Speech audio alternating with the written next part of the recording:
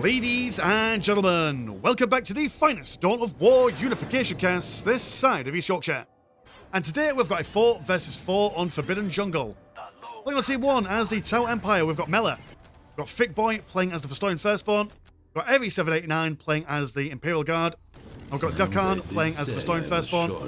Whereas on Team 2, playing as Tau Empire, we've got Grindan. We've got Grimhammer playing as the Inquisitorial Demon Hunters. We've got Ghost playing as the Fallen Angels. And we've got Cthulhu playing as the Salamanders. So it's been quite some time since we've had a 4 versus 4.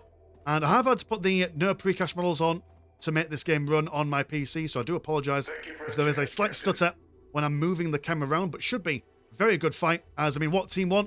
It's all long range, baby. You've got the Imperial Guard with all their tanks and their artillery and their blooming chaff infantry on the go. The Verstoian Firstborn, which maybe not amazing in Tier 1. But when they start get going, they are able to bring quite a lot of ordnance to bear. Ah, well, a Tau, you know what I mean? Tau just have lots of fiery bits with their fire teams and all that jazz. And on the second team, I mean, Salamanders and Dark Angel, well, not Dark Angel, sorry. That is Heresy. The Fallen Angels, they're able to bring out a good mix of stuff, although I'm not assuming that we're going to see much in the way of Assault Marines. In fact, we're going to see some Tactical Marines from Cthulhu. And then, Ghost, you have built your... Oh, sorry, that confused me because that building looks a lot like this building over here. Same kind of colour scheme. Confuses the heck out of me. But some Marine veterans, so yeah, some ranged fire going on from these guys. And you've gone for some Grey Knights. Alright, so you're the Grey Knight opening. Which makes sense, because you very rarely see them go for the Inquisitorial attack path, really. So yeah, some fun stuff. So we'll be all down to how can Team 2 come on over and get the decaps. And realistically, the team who controls the centre for the longest is the one who is going to get the most economy. Obviously, the more economy you have, the more units you can get. The more units you can get, the more damage you can bring. And the more damage you can bring, the more death happens to the other team. But the Tau Commander is just able to solo these guys, more or less. Eri with his guardsmen. Ideally, you want one squad to at least go into... There we go, bayonet charge. Glorious stuff. Got some more Verstoians and some Hunters against lots of lightly armoured cheap infantry to come on over. Grey Knight Purgators, the ranged variants of the other dudes, I do believe. Killing those guardsmen, no problem whatsoever. And that's not very helpful. Both Tau Commanders being red. Are you different colour schemes? Oh no, right, I think it's because since we've gone for the pre-cache balls turned off, it does affect the colour schemes of people. Just to make things a little bit simpler. More complicated from my perspective. That's alright. Stealth Suit team being taken care of. And a lot of firepower from the southern team. Pushing these guys back. Yeah, okay, fair enough. The northern team has also got a bit of firepower, but they don't quite have the staying power that these Adepts Astartes Marines bring to the table. Already seen plenty of dead and dying on the battlefield at the moment. And the centre looks like it's probably going to be held by Team 2 for the early game at the very least. I've got the Tau Fire Warriors taking some pot shots at this listing post over yonder. FCAS builder trying to sneakily manoeuvre around for building purposes. Grey Knights will have a bit of difficulty pressuring the Verstoian Firstborn, as the listing posts do have plasma cannons, which are great defences against enemy factions that are primarily heavy infantry. We can see, though, that Ghost might be able to go for the more squishier variants of his guys, as the Dark Angels can get access to lots of Imperial Guard-esque units. But just keeping these guys away from the centre at the moment. Got the Brotherhood Champion, engaging glorious hand-to-hand combat, swishing one Verstoian Firstborn off his mortal coil. Can't push in too far, really. Fire Warriors backed up by some Verstoian Hunters. Got a Pathfinder team in there as well. Are we in Tier 2 at the moment for you guys? Not at the moment. Yeah, on this map, a lot of guys are able to make access of relics. Well, they are shared between everyone, so there's only 2 relics between the players. But who's gone for what, sir? We've got Thick Boy, so Verstoians have gone for the relic over here. And then the Imperial Guard have gone for a relic on that side, so potential of Bane Blades and Doom Hammers and all that jazz. Over here, we've got the Salamanders for the relic, so maybe seeing the What's his face? Vulcan. And then the Grey Knights have also gone for their relic. So, oh, the Grey Knights, they've got a really cool Titan. I completely forget what it's called. Is that Psi Titan? Quite a powerful beast, all things considered. Grey Knights now pressuring the tower. And the tower don't really have anything to fend them off at the moment. They're still in tier 1. Imperial Guard attempting to come down on over. Got the command squad sailing off into combat. Going to require a bit of micro to make the most use out of this tower commander. But with quite wide bases, there's plenty of ground to cover. It's not exactly like you're hemmed in or anything. You can build elsewhere. We've got plenty of Historians and Imperial Guardsmen. Seen the brother captain, or champion even, has been slain. Got some poison gas being thrown in by the Historian General as well. I don't think on the Grey Knights are going to have a great time here. It'll be a very awkward path for them to retreat from. Ogre and Gunluggers have had the morale broken by something. Is that AoE damage from friendly fire maybe? So it could have potentially have killed a lot of them, but very unfortunate that they lost the morale just at that moment. Allows the very expensive Grey Knights to make their way back over. But now that the Gunluggers are online, it's going to be a real difficult situation if they're able to keep these Fire Warriors off their back, as these guys are the crowning jewel in the tier 2 for the Historian first spawn. That command squad really getting some work in there. Now I've got some Scout Devastator. Are you Scout? Oh no, you are. Well, this is really confusing. What units do you have here? You've got Scout Squads and Scout Devastator Sergeant. Why are you a Devastator? I don't know, that was confusing. Either way, they're all dead now. So it's not a problem for me. I don't need to understand them anymore. But not pressing their advantage. They could do with coming down here a little bit. Lacking the confidence. I suppose nothing could get near them really when you've got that amount of Fire Warriors firing at everything and anything. What Salamander's going to go for instead? They're going to go for some more tactical wins and some Primaris. In fairness, lads, it will be hard to get close to these guys to make use of the firepower, but if they can set these guys alight, broken morale always a good thing. Centre still firmly in the control of Team 2. And that's probably where these guys want to crack open ASAP. Let's have a look at the economies at the moment. 80 and 30, 92 and 65, 103 and 50, and 92 and 65. Compared to 110 and 53, 80 and 70, 90 and 28, and 110 and 60. We'll watch from the tower's perspective for a wee while, just for changing UI. Yeah, so even though these guys have got control over the centre, what a huge economic disparity. Benjamin pushing in, Piranha Skimmers jumping in just a little bit. Set aflame by the listing post, but kind of ignore that. Re-engagement, but vastly outnumbered are the Grey Knights by man and machine. Now got some lads coming over from the northern side as well. I don't think Team 2's made the most out of all the economic stuff that they get from the centre. Got a couple of Fire Warriors defending it, but I suppose did lose a fair bit in the way of units when pressuring Team 1's tower base.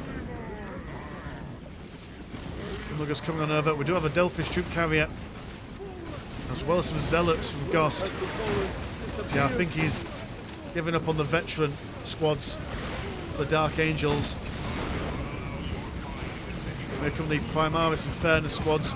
A huge explosion about to happen on these guys. Need to reposition them ASAP. Just managing to get a good amount of damage actually on these lads. Barracuda's flying in on high. Focusing on those Piranha Skimmers, that's a good choice for them. Although on the receiving end a bit of damage themselves. Havoc Marines, without any front line, to fire away from them, will struggle to stay afoot. So much dead on this side. Grey Knights looking to get a flanking manoeuvre, and a heavy shock trooper has been taken care of. The artillery of darken. They can't darken, whatever you call them. Where have the colors disappeared? It's a tradition on the Landshark channel to mispronounce players' names, and I ain't stopping here. It's not optional neither. I don't really have a choice in the matter. Yeah, centre well and truly smacked open now. Very nice. Good lord, that's a lot of Historian Hunters. One lad in the middle. Powerful stance. A little flag going on there. That's it, the centre has been lost. What's the options then? We're seeing a lot of Barracudas and some fast-moving things from Grindan, so maybe his idea is, right, well, while you're all chilling out in the centre, I'm just going to come along and start smashing things up in your base. Which, I mean, not a bad idea. We're not seeing much in the way of manoeuvrability from Team 1. So we'll take them a while to respond to any kind of harassment inside their base. The Tetrascope will probably need some loving in the form of repairs. Also, Grindan's got the right idea of having some infiltrated scouts. Or stealth suits even. Probably not the idea of them fighting these guys. They're all dead now. It doesn't take long for the firing lines of these Imperial forces to sort out whatever target they're going up against. That's just a lot of Historian Hunters. Big Boy deciding that stealth and snipers is the way forward here. I don't know how that's going to translate into the later stage of the game. Looking for a vehicle cap increase, but you don't have any vehicles available for you.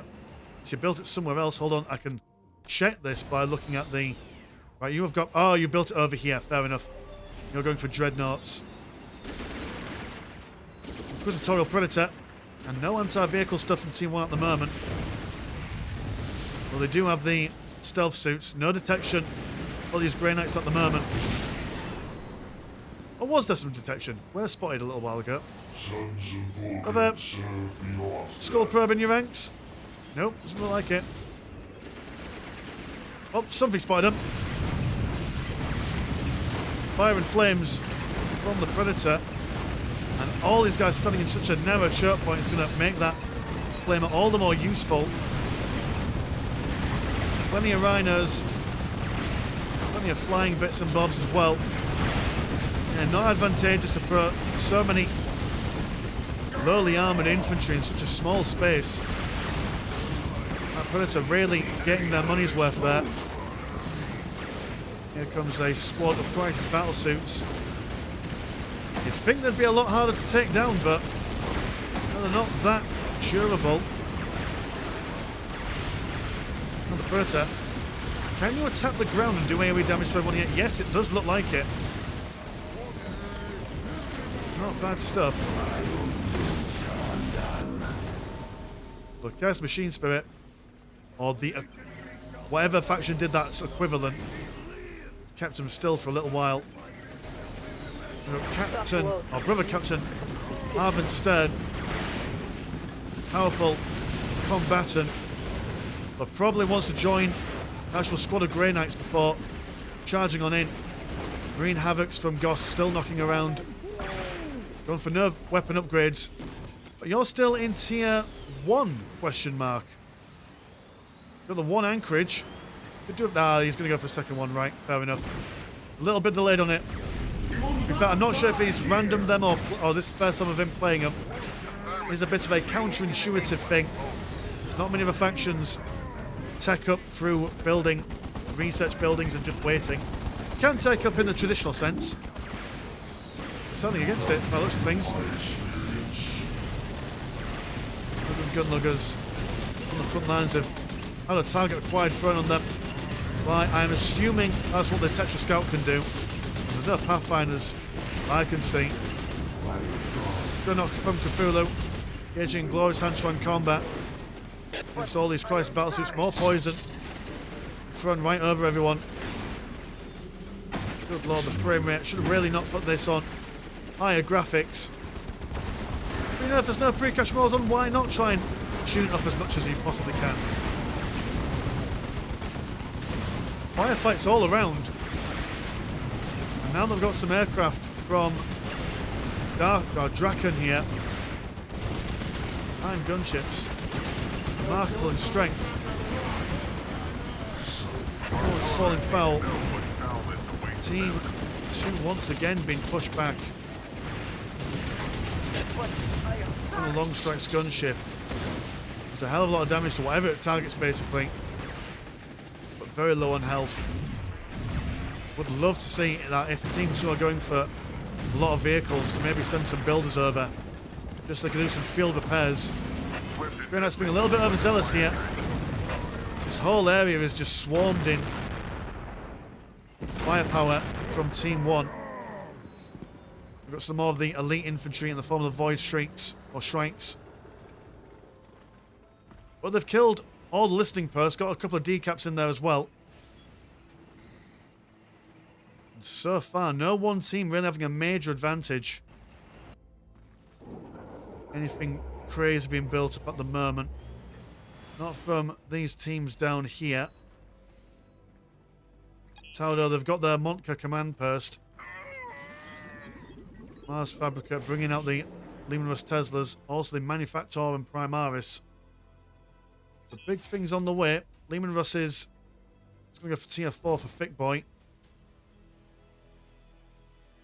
So yeah, a couple of units, or a couple of guys and gals here thinking about those epic sized late game units.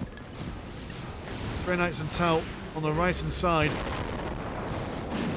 Commander Long Dudes, whatever, he's been taken down. Was that Commander Long Strike? No, you are Commander Long Strike. You were just a big bad vehicle. Okay, cruising on the right hand side here.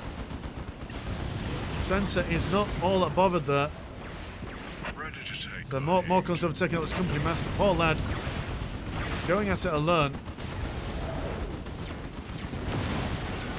Quite a considerable tank line now for Tau, for the Tau player. Rindan with a lot of ranged firepower on the go. And that's a teleport in the middle of everyone. Going up Paladins, remarkably durable, but can only be so durable against that level of Bryce's battlesuit. Plasma fire, or rifle fire, or whatever ammo the Tau use these days. Veterans just always on the backside. Never quite killing everything, but they're always there. And it seems that now we're transitioning away from the chaff. Now exclusively working with the bigger, badder stuff. Overtech Marine Engines here. Sat next to Lehman Russ tank, thinking about repairing him, but we're just teasing him. Giving him the old Omnissiah blue ball treatment. I've got Kaldor Draeger, yes. He's a fan favourite. Huge shield, glowing eyes, he's back from the warp. Just this one time. A bunch of slogans on his shield as well. He's a mean customer. Centre still being held by Team 1. Unable to really get a good use out of it. So good use. Oh, so good strategies from Team 2, keeping that pressure on. Oh, right, so the Scout Devastator Sergeant joins these guys. I suppose the Devastators because they've got access to all this weaponry. Fair enough. Void Shrink's been slowly but surely broken down. Good lord, the frame rate is making me sad on the inside. Everyone's just chilling out at the moment. Dreadnoughts and Predators. Oh, it's surprising I've not seen anyone go around the flanks here. Like, I mean, you'd get like 1 or 2 flying units and just send them off on their own journey. Usually players are like lots of like vulnerable stuff right at the back here. Which, against units that are on ground or on foot, struggle to reach, but flying things have no problem as, well, on account of their namesake. They can fly, can't they? Expecting quite a huge tank battle on here. Tyler repairing their bits and bobs. Hammerhead gunships, armed with a couple of twin-linked fusion cannons. Look at these bad boys. Not a big fan of tower aesthetics, to be honest, but I know that a fair few people are. Aggressor is ready for deployment. How might I Scout serve? squad still chilling out on the bottom of this circle point. Let's see, we're going to have a bit of movement here from the stealth suit team, but instantly seen of artillery, double whirlwinds from Ghost. A couple of missiles throwing people around. Got someone here that's been knocked around. And the Ethereal jumps on in, throws on the big blue before jumping back. Open gunluggers need to get out of there, but can only be hit by that once. Oh, he got smacked around, I think. Salamander armor Let's deployed. see a retaliatory blue thing from Team 1's Tau player.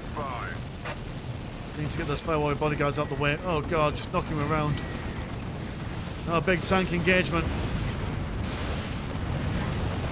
Tesla reactor leading the charge of these Infernuses. Small amounts of Tau vehicles, but they are holding somewhat.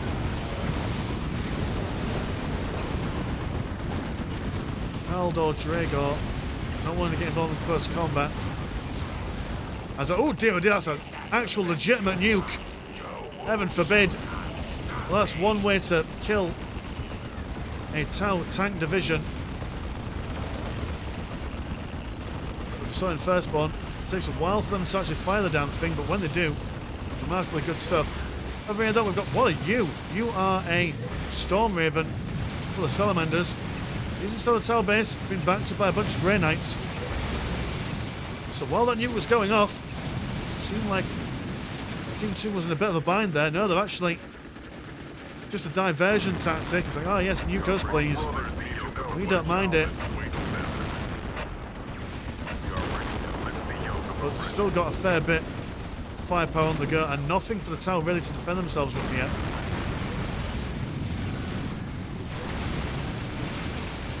Nice battleships doing what they can. Also been supported by some Fireblade bodyguards. These are Grey Knight Paladins and Terminators. They don't go down too easily. Run on a smite, top the price battlesuits and the bodyguards. Oh, the Tau seems to be struggling here.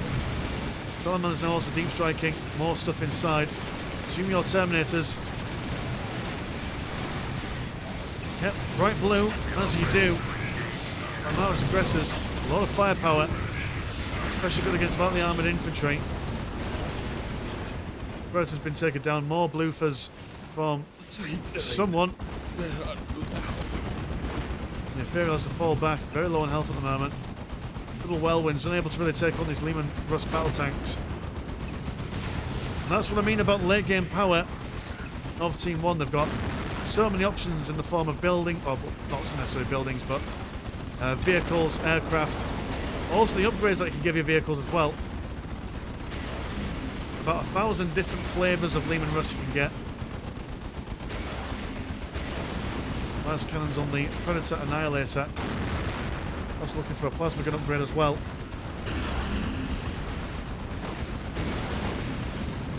And the Historians aren't giving the Tau over here any space. Does seem like Tau managed to regain their position. Oh, I mean, defend it a little. When I say defend it, they lost everything, but they're still alive. I suppose that's because these guys turn their attention elsewhere. Do you have another building somewhere? Yep, you've built up another cadre headquarters. Going to get another Tau barracks, so you're still online, but effectively running half a player at the moment, if that. The Historians are getting their own back there. So it might be a case where both Tau players, weirdly enough, are the ones to be most crippled on both sides. Very symmetrical fight there. Imperial being very brave. Can he get another bloofer off? Doesn't seem like he's quite within range. Hines and Drakkar blow something up. Before then doing the Ethereal in. The most explosive kind of engagement. Over here, they've defended. Yeah, you've defended. That's good.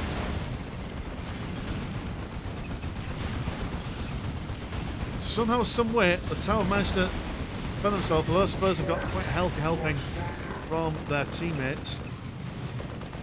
Rolling Tank's still alive, although just barely. Oh, no, that one's dead now. Do apologise. Again, the Caster's Curse manifesting itself. ME789 holding the line as best he can with his iron gunships, but on its own couldn't do that much. Artillery and tanks is the word of the day for Team 1 by the looks of things.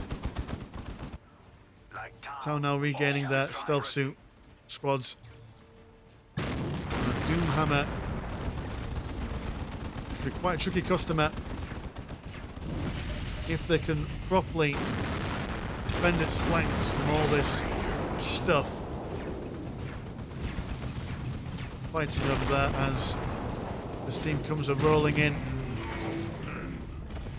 Centre now looks like it's been recaptured by Team 2. Oh god, frame rate. It's like watching a slideshow, boys and girls.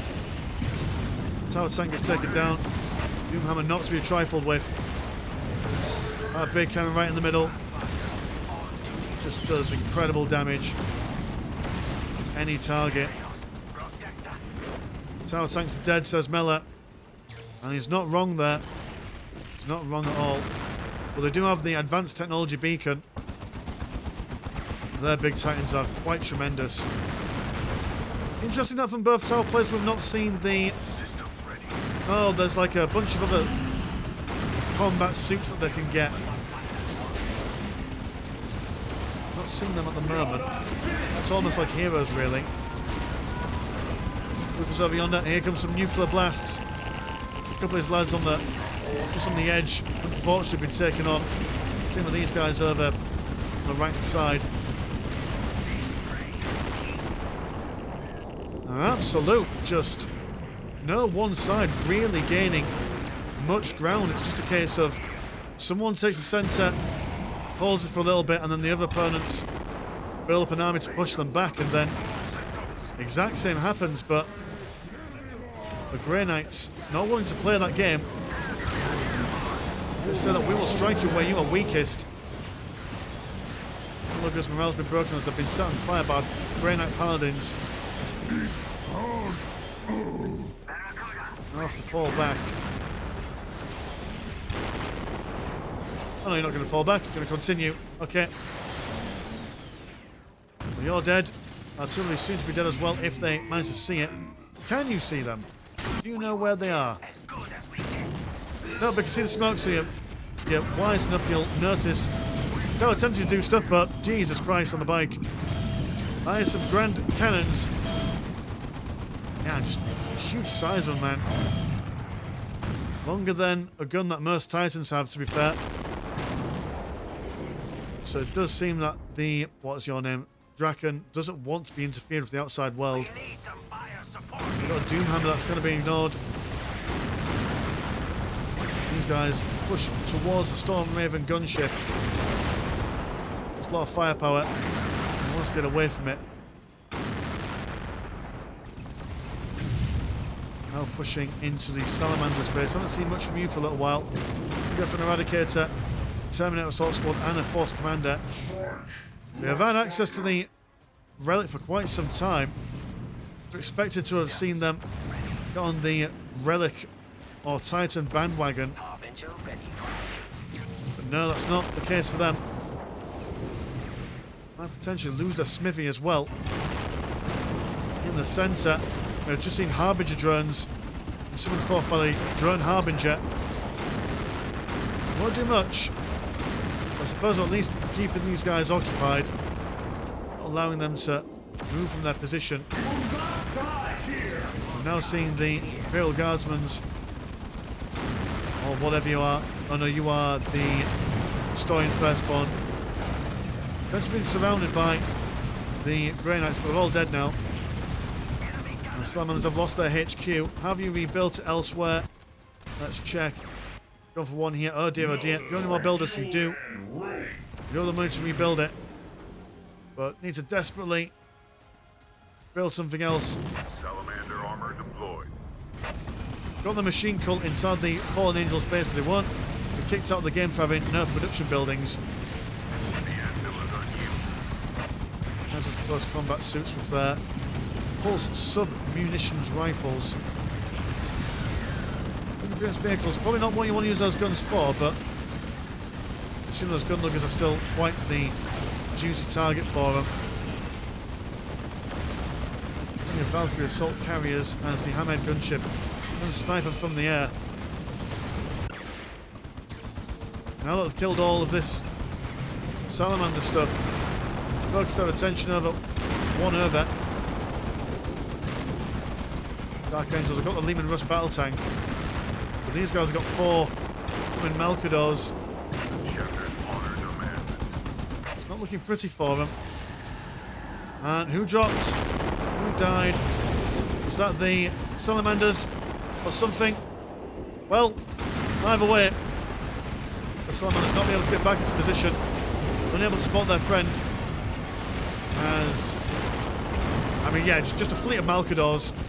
We saw it in the Death Corps Krieg and Death Guard game a little while ago. But one Malcador was just putting out so much damage. Against 4 of them, you're really struggling. Storm Raven is on his own now that the tower have left. Crying shame. What are you going to do? There's a 2 versus 4 scenario. Human Russ is dead. No one's coming back to save him. But now we've got some quiet stuff going on over here. I mean, after a big battle, I imagine your head's probably spinning and your ears are ringing, so why not enjoy a nice, calm sit down after purging Xenos, heretics, and the unclean. And now we've got a 3rd nuke coming in. That's a Raven Wing Vengeance. Attempts to do stuff, but is destroyed. Go on, nuke. Show us what you do against buildings. Really useful to know. Not that much. Oh no. Alright. Ah, so you do 3 lots of damage. Small space. Okay, that's good to know. That's Grindan dead. And Grim Hummer. Oh, I've been calling Grim Hammer all this game. Grim Hummer will soon be following as well. That's the game. So Team 1. Team 1? Yeah, Team 1. Definitely the winners in that game. Yeah, just a complete back and forth all the way through. I did very much like the idea of going around the sides and smiting people, but clearly not smiting them hard enough, and it was probably the Vestorians and the Imperial Guard that were your main concern in this game. But they were nice defended, especially when they got those blooming Grand Cannons firing away. So yeah, cheers so much, boys, for sending this game into the Discord. The Worldsport channel, have a look at the old Patreon. £1 a month gets you once a game a week, and there is also Discord, where Discord things happen. Links in the description as always. I'm from Mr. Landshark, pleasure's always never short. Now, see you in a bit. Peace.